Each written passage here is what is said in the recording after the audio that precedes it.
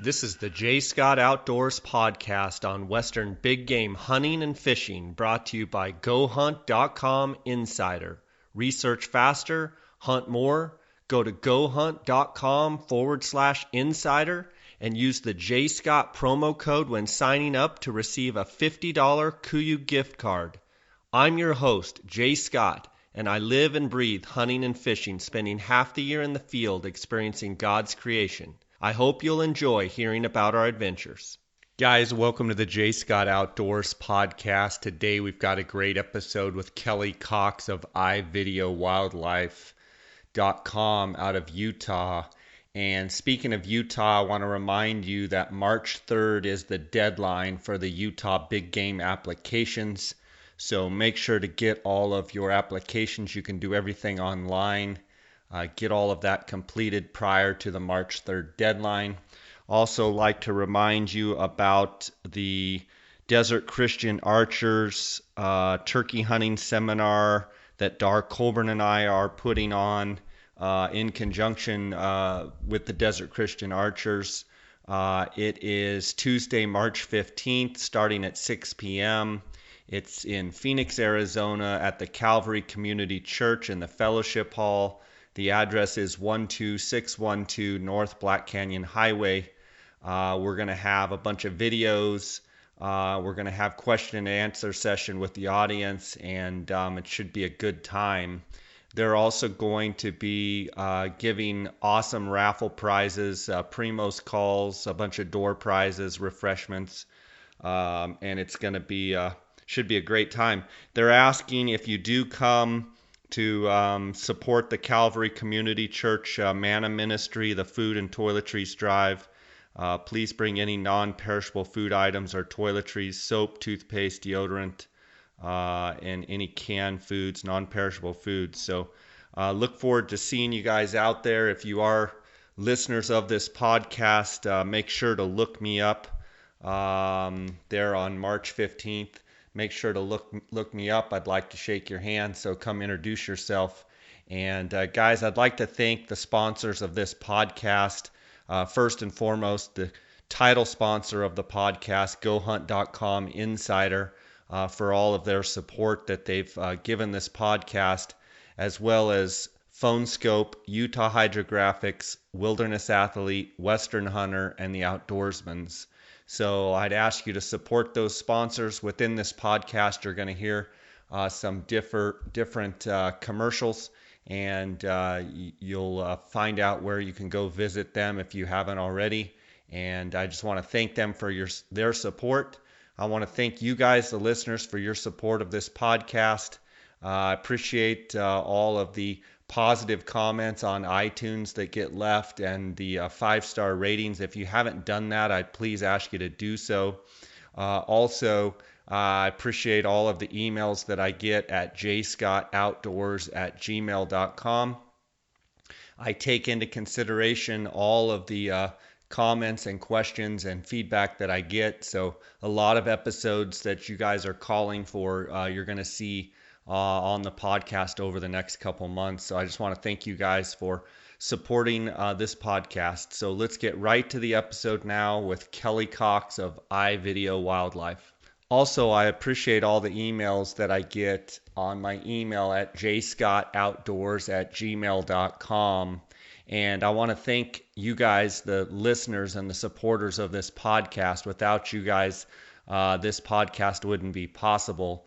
Also like to remind you, Colburn and Scott Outfitters, we have a few openings for the 2016-2017 Coues deer hunts next December and January, both guided and self-guided. You can send me an email at jscottoutdoors to inquire. You can go on our website, colburnscottoutfitters.com. Also, the jscottoutdoors.com has the most recent Mexico Coues deer photos and such. I haven't updated them yet for the Colburn and Scott Outfitters website. You can follow along our adventures at jscottoutdoors on Instagram, and my associate Dar Colburn at Dar Colburn. We just got finished last night with the Desert Bighorn Sheep, the Arizona Desert Bighorn Sheep Society, a fundraising banquet, and had a huge turnout, 650 people. It was sold out compared to the little over 500 last year, and a bunch of money was raised. They auctioned off the Arizona Antelope tag, the Arizona Rocky Mountain Bighorn Sheep tag. They auctioned off a Navajo Mule Deer tag, another Mexico Desert Sheep tag, and some New Zealand stuff. There was a lot of great hunts. It was great to see a lot of you guys out there.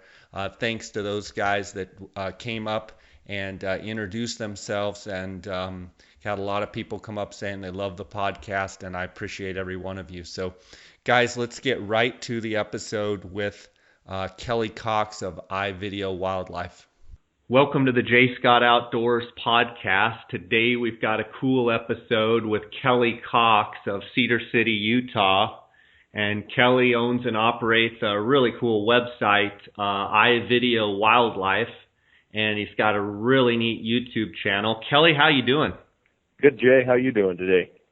Good. I'm excited to have you on the podcast, and I've been a fan of your videos for years, and I thought maybe we could start out by giving a little bit of background on when you started your website and how things have progressed to where we're at now. Okay. Yeah, good. First off, I want to tell you, I've been a fan of yours for probably longer than you've been a fan of mine. So I've watched you guys down there in Arizona and Mexico, and just dreaming about what you guys are doing down there. So I enjoy your stuff as well. I appreciate that. So yeah, in 2011, let's back up. I've videoed hunts and family hunts, my personal hunts since 2004. And I'd always try to put a DVD together and share it with family and friends. And I don't know if I was seeing the vision of the future or what, but I just felt like there was an easier way to do it than sharing it on a DVD.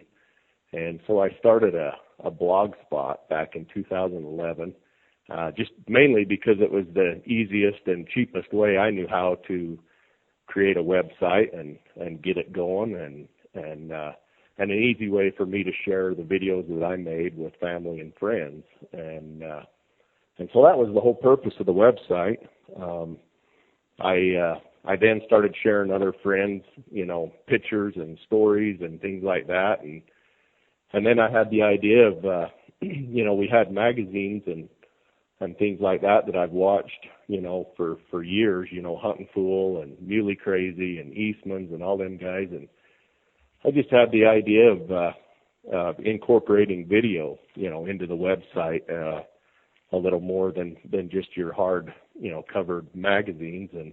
And so that's what I started doing. I started sharing people's stories and videos as well. And it just, it grew and grew, and I got more and more people sending me stuff. And then I was able to start working with some great companies and offering like a little monthly, giveaway to entice people to share their stories with me and their videos with me. And, I moved away from the blog spot into an actual website.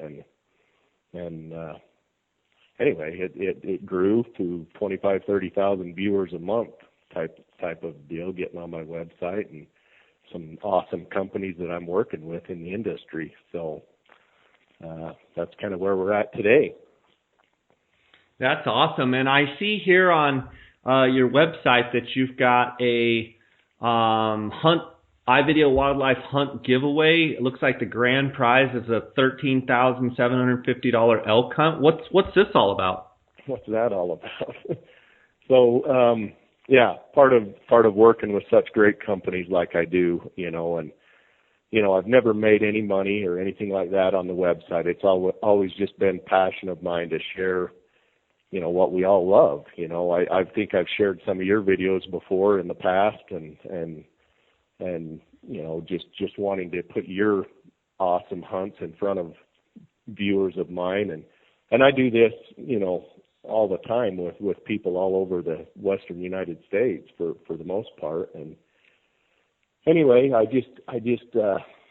had a partner come to me last fall, and we had the idea of collaborating with our sponsors and going out and purchasing some awesome hunts, and then putting together big package deals to where we could offer these hunts to average Joe Blow guys for basically no cost. You know, you win the hunt with us, you're going to go on the hunt, and it's not going to cost you a dime.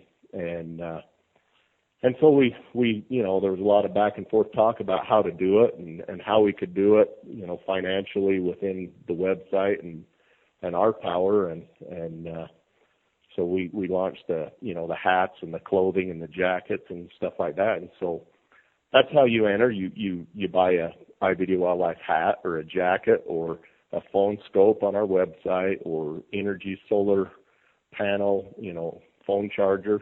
Any purchase on our website counts towards one entry for that hunt.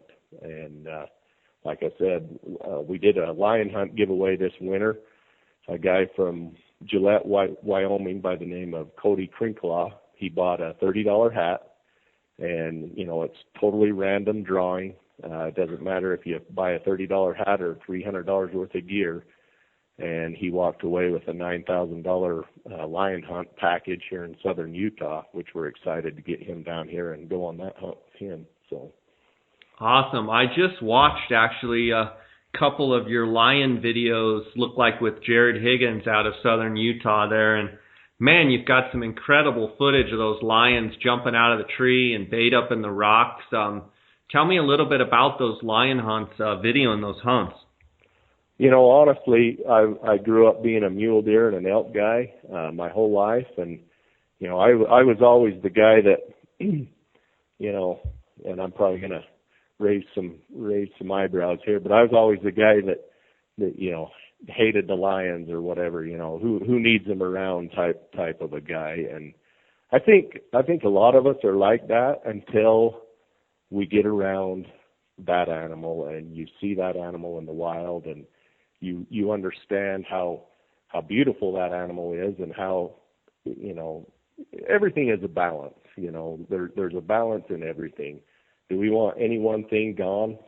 No. You know, I want an equal balance for everything. You know, I want it to be good for deer and good for lions as well. And honestly, lions have become one of my very favorite animals to film. You know, they're so photogenic up there, you know, where a deer or an elk is just on the move all the time. You can get a lion in a tree or whatever, and you can take some amazing video footage and some photos as well. So yeah, I really liked that video. I believe his name was Long, and he used it sounded like he had a brother that had passed away, and used that his brother's gun, and that was, I mean, the way you started out that video, man, that just captured my attention immediately, to see the emotion, and you know, all of us have lost people that are close to us, and it just, I mean, you could see it on his face and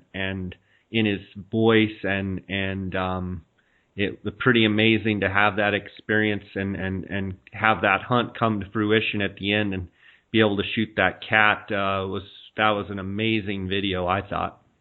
Well, I appreciate it. It was sometimes the stars align on them things. You know, them guys had been out there hunting hard for 4 days before, you know, and I was busy with work and stuff and wasn't able to be with them. And I had a break in work, and I called Jared, and he said they hadn't killed. And anyway, I jumped down there, and it worked out really good. And I knew Jeff's story, you know, and I wish you know, it was short, the time I had with him. I wasn't able to do a whole lot of videoing and B-roll type stuff with him, but I knew this story, and I knew how important it was to capture that, the story behind the hunt for him, you know. So that was important to him, and I felt like it was important to the video as well. So. Yeah, absolutely. Let's take a short break here and hear from our sponsors. At GoHunt.com, we are restoring the heritage of the old and constantly redefining the new. We stay focused and put our efforts into redefining the future of Western hunting. What makes us special? What makes us different? We are the new breed of hunter. We are the customers that we serve. We are the innovators, and we are the future.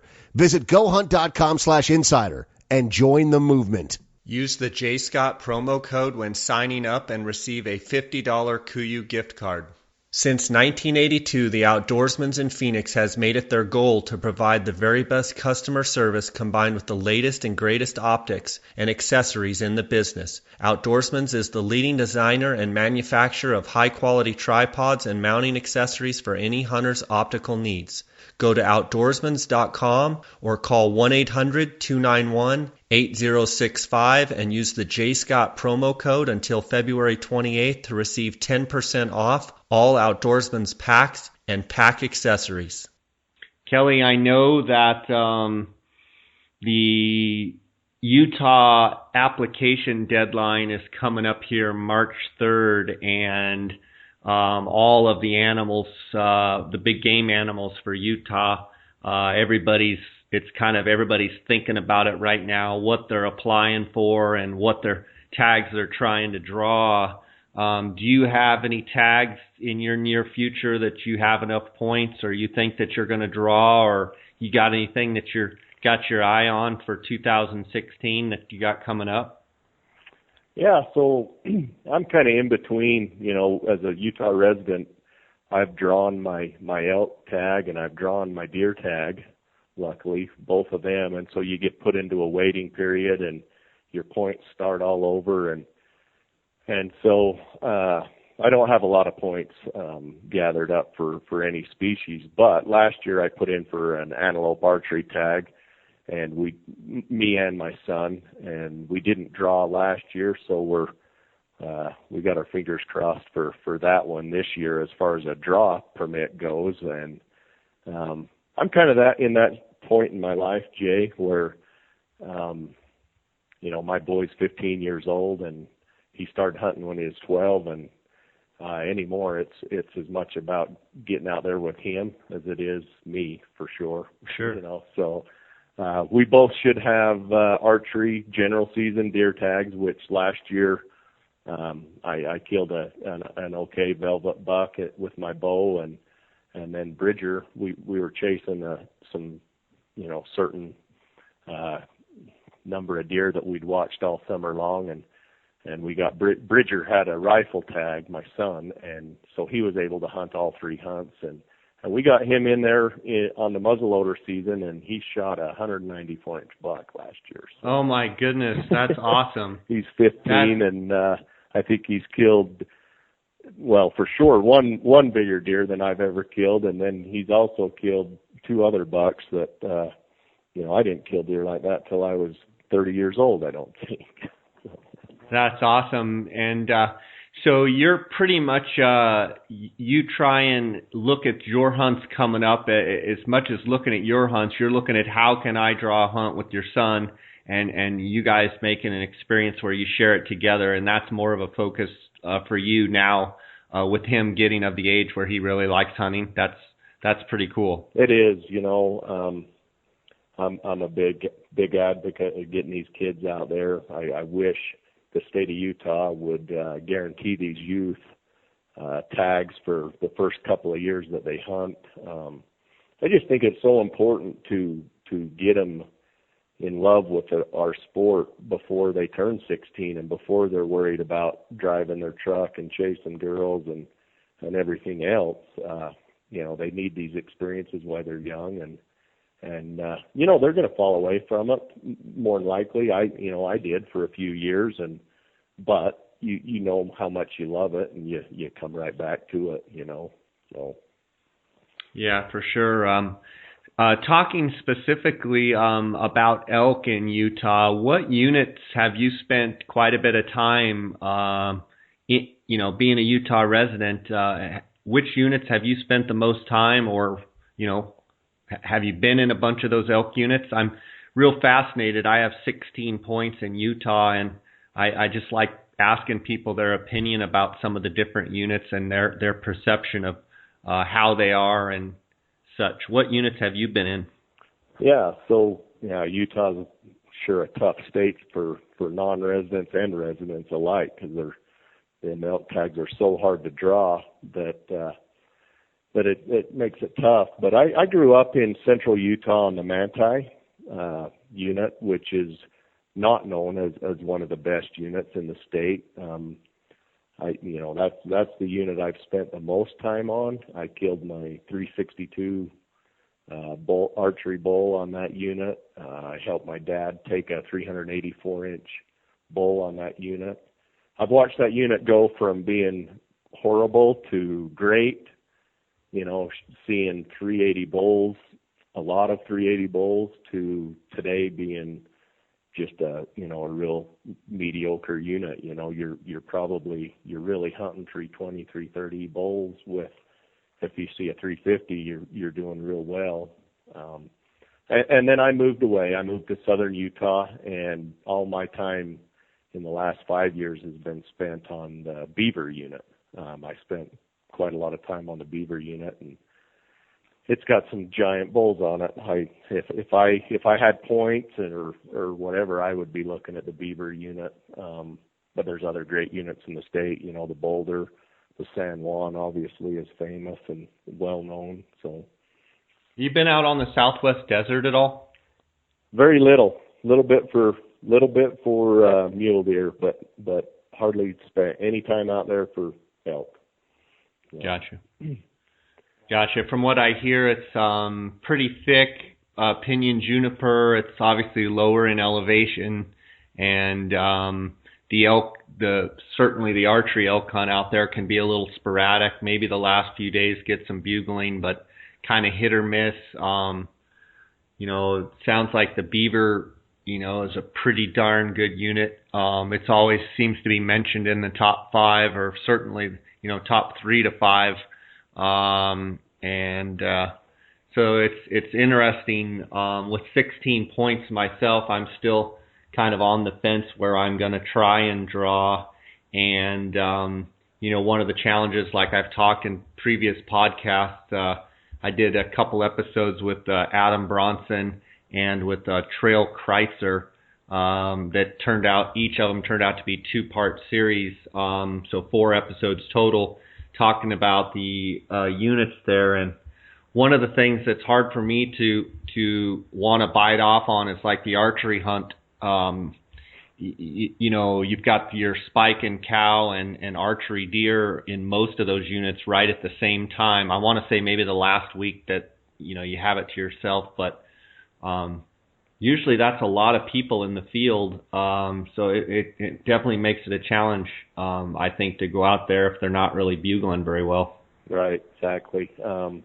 The archery deer hunt, the spike, archery hunt, most all these units in the state, they're all going on at the same time. So you're competing with guys that aren't chasing them giant bulls.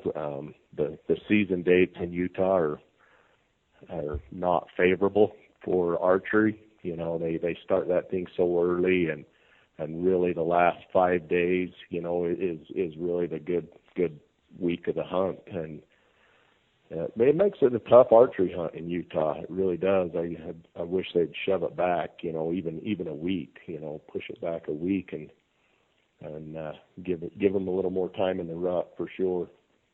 Yeah. Tell me a little bit about this video, the Giant Bull, FishLake, Utah. It looks like it was last season, and a guy shoots a really nice bull out in a sagebrush park. Tell me about that hunt and about that experience. Oh, okay.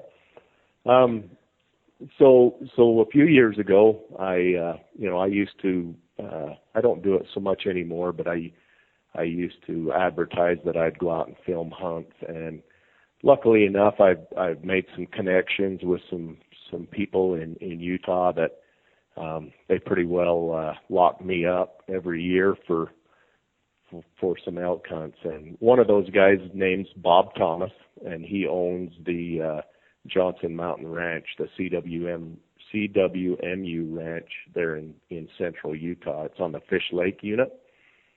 And so each year I go out there with him, and he doesn't sell the tags. He just brings in, close friends or business partners or things like that to the ranch, and I get to spend 10 days out there with them, and I film elk hunts every day. So it's a pretty good time. They take good care of me, and it's a pretty neat. It's not a high fence ranch. It's a CWMU, so the elk are free to come and go as they please. But the public land pressure does shove quite a few elk down onto this property, this private property. And a year ago, we seen that bull. It's an inline 7x7, and two of the guys that were there hunting that year missed him on 2 different days. And these guys don't spend a lot of time like you and I looking at elk, and I just, as soon as I seen that bull, I was like, wow, he's special. The rest of these elk we're looking at are just nice bulls, but this bull is special. And anyway, we closed the year out in 14 without taking him, and Bob Thomas called me up and he said, hey, we think that bull's still alive, and my son, I want to bring my son in on Labor Day weekend, and I'd like you to come up and film that and see if we can't go find that bull. And anyway, we hunted for about 2 days, and we got into that same canyon where that bull was at a year ago, and sure enough, he was right on the same side hill he was a year ago. So he went 394. Book bull. He booked out.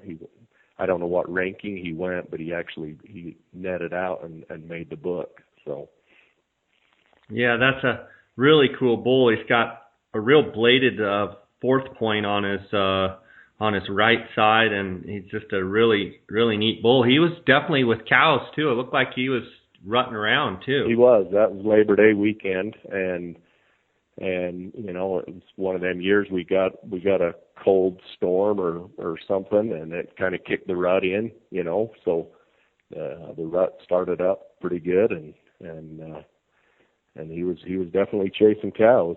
So there was another video, it was an archery mule deer video, and it's labeled Persistence, and you shot a really nice buck, but I think there was a buck named Brutus that you were chasing, and you and your son both were scouting. And tell me about how that hunt kind of broke down. Yeah, so that was just this last 2014 season. Me and my son both had tags, and he had the rifle tag, and just doing what we do. We go out and spend a ton of time out there, all from June, July, and August, and setting trail cameras. And I switched units this year, and I learned of some real neat water holes out here in the desert, and was able to get a trail camera picture of some bucks in June that I just knew the size they were then, what they could potentially turn into. And needless to say, I spent hours and hours and hours running trail cameras and running out there checking on them, and we had several deer that we were chasing in that video, and actually one that wasn't a desert deer that was a giant, and he got blown out of there real quick. But we stayed after them desert deer as hard as it was, and I ended up shooting one that we'd seen on trail camera that really wasn't on the top of the list, but I was done, and I was leaving to go Labor Day weekend to go film that elk hunt, actually. So I killed that deer like 3 days before I left to go film an elk hunt, and then we came back in with my son, and he had a muzzleloader tag, and we came back in there on the muzzleloader season, and he shot a 194-inch buck in there. So golly, that's unbelievable. He's going to be spoiled for life now, huh? Yeah, he is. You don't even, when they're that age at 15, they think they know everything. Like I'm sure but they're just so smart, and I don't know. One of these years, he's going to go off and hunt with his buddies and quit hunting with Dad, and maybe he'll appreciate it a little bit more. Do you also take him spring turkey hunting? Because I know that's a great hunt to get the kids involved. I'm really excited. Him and his best friend both drew limited entry spring turkey tags this year. And I'm really excited. I don't have a tag myself, and I'm kind of glad, so I can just go over there and run cameras. And I intend on trying to make and produce a turkey hunt that you haven't seen before. You know, doing a lot of aerial drone footage and just some real cool, you know, shots with the video cameras and the DSLR cameras and stuff like that, and just have fun with it, you know, too. And it's a fun hunt because there's no pressure, you know. So. Yeah, that. Let's take a quick break here, and I want to talk to you about some of the gear and the drones and some of the different things. Okay. Utah Hydrographics is in the water transfer printing service, and they are open to whatever you can dream up. Choose from a wide range of camo patterns, designs, and colors. Whether it's guns, bows, tools, rifle stocks, vehicles, steering wheels, fenders, dashboards, paint guns, fishing rods, cups, tripods, watches, knife grips, helmets for a local sports team or for your motorcycle, picture frames, mailbox, animal skulls, you name it, they can probably do it. Utah Hydrographics loves taking things that are general looking and turns them into something that looks fantastic and eye-popping. Give them a call and see what they can do for you and receive up to a 10% discount by using the JScott16 promo code. Visit them at utahhydrographics.com or on Instagram at Utah Hydrographics. Whether you are interested in elk, deer, antelope, bighorn sheep, or moose, Western Hunter and Elk Hunter magazines will bring the adventure to your mailbox.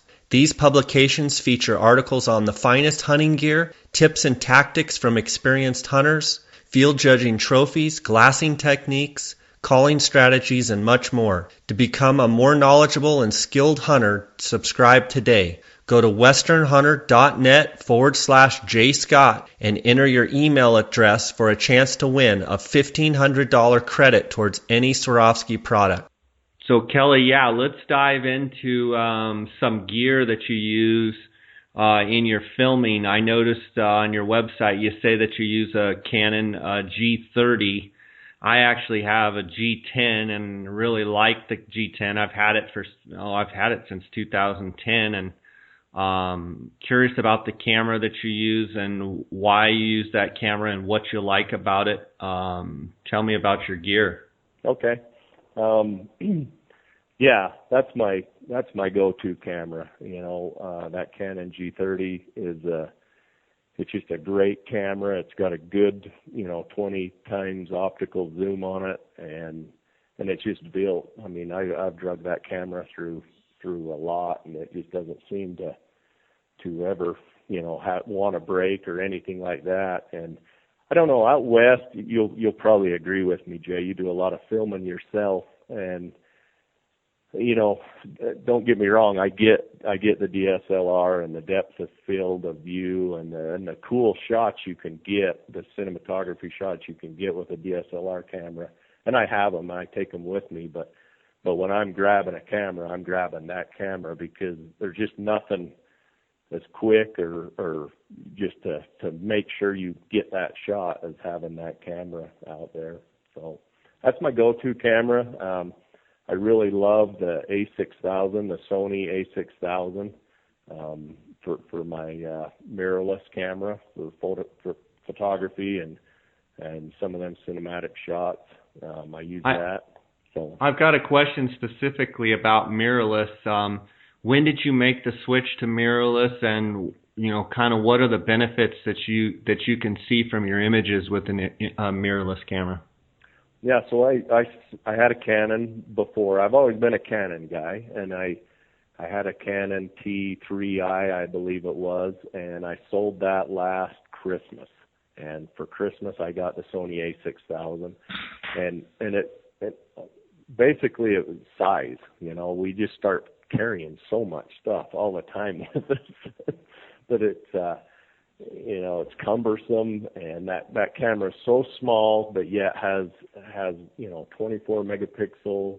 It's got a great 1080p. Now they come out this year with one I'm got my eyeball on. It's an A6300 that's a 4K video camera, and honestly, what I love, and I'm kind of letting out a little secret here of my videoing, but Sony has the option that you can put apps on your camera, just like on your phone. And you literally can go in there and click on an app for time lapse, and you can set up a sunset, sunrise, a cloud time lapse, and it just does it for you. It sets all the settings in the camera. It takes 250 photos and throws it into a 8-second video clip, and it's already in a video clip and done. You don't have to worry about all the photos and post editing and all that stuff. It's just in a 8-second clip when you're done, and I love it. I love that camera. So that's the A6000. Mhm. And okay, that's really cool. So in other words, you don't have to be. I mean, I'm not a camera genius, so one of the benefits is you can get this app and it does a lot of the work for you. Right. Yeah. So with the old school DSLRs and things, you needed a remote timer to be able to set the camera up to take the photos without you sitting there pressing the shutter button. And this camera does all that for you. It's just an amazing little camera. Does it also shoot video? Yeah. Yep. How's the video? It's great. It shoots 1080p with 60 frames a second, and all the way down to 24 frames a second, and it shoots amazing video. It is a interchangeable lens camera, so you can do wide angle lenses on there, or you can do the telephoto lenses on it as well. So it uses the aftermarket lenses? Right. Like you could you put a big Canon lens on it, or only Sony lenses? No, you can put you need an adapter from Canon to the Sony E-mount lens, but they make an adapter for about $300, and you can use the Sony, Nikon, the Tamron stuff, any of that you can put on there and use that adapter and run it into that camera. So right now I have an EOS Rebel SL1, which I think is real comparable to the T3. Was it the T3i that you had? Mm-hmm. I think it's pretty much the same camera. So what's your, and I guess where I'm going with that is I have a 1:400, the new Canon, big lens. So you're saying with this A6000 with the E-mount, I could mount that 1:400 Canon lens on this camera?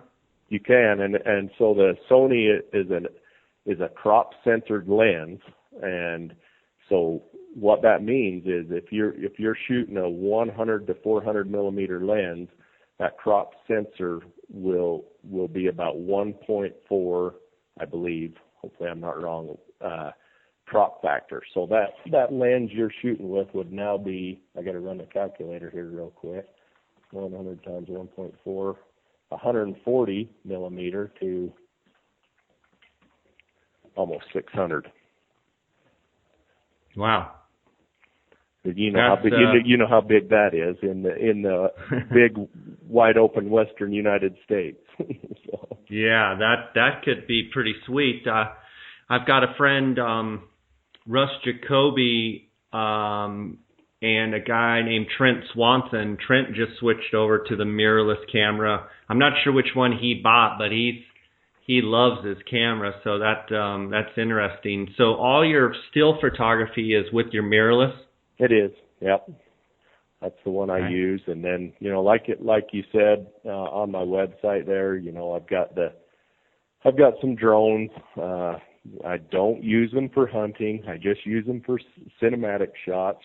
Out there, the scenic shots and things like that, or flying over my son, I've got ideas of flying it over my son and his friend out there turkey hunting, while they're walking up the road or just flying over, just giving people and if you've watched some of my lion hunts, you've seen the drone footage. Yeah, or like the truck driving in a real scenic spot. It makes for a really cool shot. Well, then people can get a grasp too. I think it makes them realize how big the country is, and how vast, and to go out there and find one deer, one elk, or one lion, or whatever in country like that is, that's why we do it. It's why we hunt. So. Talk to me a little bit about your drone. I haven't been around them very much. How long did it take you to kind of learn how to fly it and be proficient with it? You know what, Jay? They're getting to be super simple. I mean, I've always stuck with the DJI brand, and I literally I had it out in the driveway yesterday. My son Bridger was there with a couple of his buddies, and you fly it up off the ground. It locks itself into a GPS position. You set the remote control down. You don't even fly it. And I hand the remote to one of his buddies and said, here's how you go forward and here's how you go up. And they were flying it, right then and there. Now, when you're trying to do, 360s around a subject and things like that, that's a little trickier to do. But they're even coming out with they have an app on your phone, and they're coming out with like follow me, where if you have the remote, you go into a follow me mode, and that drone, you say you park at 75 feet up in the air and you want it to just follow the truck going down the road. You hit that follow me mode and it follows you, or you can do an orbit and it'll circle you. That's unbelievable. So does it maintain fill me in. Does it maintain its altitude at the same, or does it, if you're going kind of up and down on some hills, does it know to go up and kind of down, or does it stay at a constant altitude? It stays at a constant altitude. So you kind of have to be careful. You don't want to be 50 feet off the ground and then slam it into some trees as you're going over it. Yeah. But in other words, you could program it to be however far up in the air, and it just sits there, just basically hovers right there. Yeah. And then with that tracking device, not only that, you could set your altitude, and then you could put follow me, and then you could go driving your truck, and it would get those shots where it's like what you're talking about, where it just kind of follows you and it's videoing you the whole time. Yeah, whether you're in the truck or you're hiking a client or yourself up a hill and you just want it to follow you up the hill, as long as you have that remote in your hand where it knows to follow that remote, it'll do it. I mean, that is incredible. The technology, and 2 years ago that wasn't there. This has happened in the last 2 years, of technology. So. Gotcha. That's really cool. And then on the drone itself, is it a GoPro? Is that where you're getting your video? I'm using a Inspire 1, and it has its own dedicated camera. Gotcha. But they have them that are GoPro. There's getting to be fewer and fewer of the GoPro ones because it wasn't easy to do these follow me. And I'm getting into territory that somebody might know a lot more than I know about it, but it was hard to get the apps to do what the GoPro to do what the apps needed them to do. So they kind of started going away from the GoPros and going to dedicated cameras on them. So. Okay. That's really cool. What kind of tripod do you use kind of with all of your filming and your setup and such? So I've been using the Outdoorsman's tripods for, I bet 3 years now, maybe even 4 years now. And they're an aluminum tripod. They've got, anywhere from the large legs down to the small compact legs, and they're just, I don't know, they're super lightweight. They're dang steady, and the pan head that they have, that whether it's the micro pan head or their original main pan head, I've found them to be, as smooth and easy to pan with as anything out there. And mainly just because of the weight, there again, we carry so much gear with us that, any way I can use quality products and cut down on weight, I'm all for it. So. Absolutely. What do you do? I know on your videos you do quite a bit of digiscoping. What are you using for digiscoping? So I think I started digiscoping. So I'm 41 years old, by the way. I'm getting up there. I got you beat. I'm 43, so we're in the same generation. So I started digiscoping. I don't even know what year I started, but it was with the old handy cams, and I think back in the day, Swarovski made an adapter that I used, and you'd have to zoom in like 3/4 the way of the zoom to even get the black ring, the vignetting out of the picture. And anyway, I think I've been digiscoping as long as you have, probably. So I've went through I've tried it all. I've tried everything, and here again, we go back to technology and when the way things have changed, and Phone Scope makes a great product that, these iPhones or these Samsungs, I've used them both. You're using 4K video, you've got 12 to 16 megapixel photos, and honestly, they put that lens of your phone camera so close to the lens of your spotting scope that you might have a tiny bit of vignetting, but it's like next to none, and just a tiny bit of zoom takes it away. And it's out there. It's obvious what kind of photos and video people are taking with these things. It's just amazing, Go ahead. 3 years ago, it wasn't available to people, and meet guys like me or you or other people in the industry. A few other people in the industry were the only ones that had kind of figured it out of how to do it. But now it seems like everybody's doing it. So. Yeah, it's pretty cool. Digiscoping, especially with your phone, has really come a long ways. It's unbelievable. How do you, once you phone scope and get a bunch of images on your phone, do you use those images in some of your videos? And if so, how do you transfer them into files where you can then use them on your editing software? Okay. Definitely I do. Whether they're photos or whether they're short video clips or anything like that. I'm new to the iPhone this year. I just barely switched from Samsung to an iPhone, and the reason I loved the Samsung back in the day was, they had an SD card, an external SD card, and so I could throw a 64 gigabyte SD card in that phone and only have a 16 gigabyte internal memory, and I could just pull that card out, go dump the card on my computer, and transfer everything over that way, which made it real slick.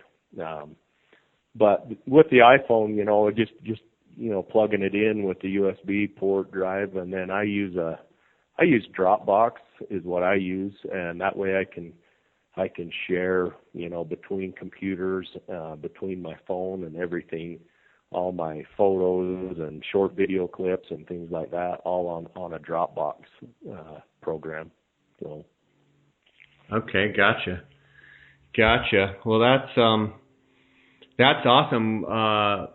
We've covered a lot of ground today, and I think the listeners are going to love to hear about, some of the gear and such that you use, and like to give you a chance to tell people where they can find you. Obviously, iVideoWildlife is your website, but maybe Instagram and some of the different ways that people can find you and learn about this raffle, this drawing that you're doing. And so I'm going to give you a chance to do that. Okay, yeah. So Yeah, the website is i-videowildlife.com. There's a subscription page in there.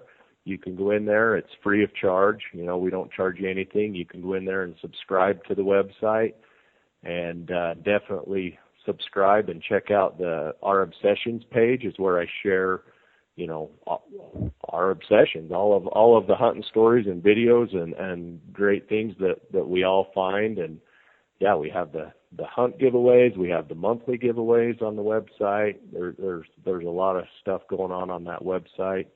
Instagram is just iVideoWildlife on Instagram.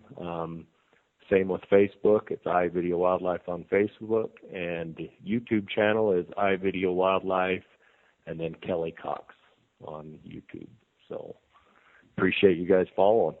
That's awesome, Kelly. I really appreciate your time today, and good luck this spring with your son and his turkey hunts. I know you're going to be excited, and I'll look forward to seeing the film of that. And thanks for sharing your knowledge with us, and God bless you, and I look forward to meeting you one of these days.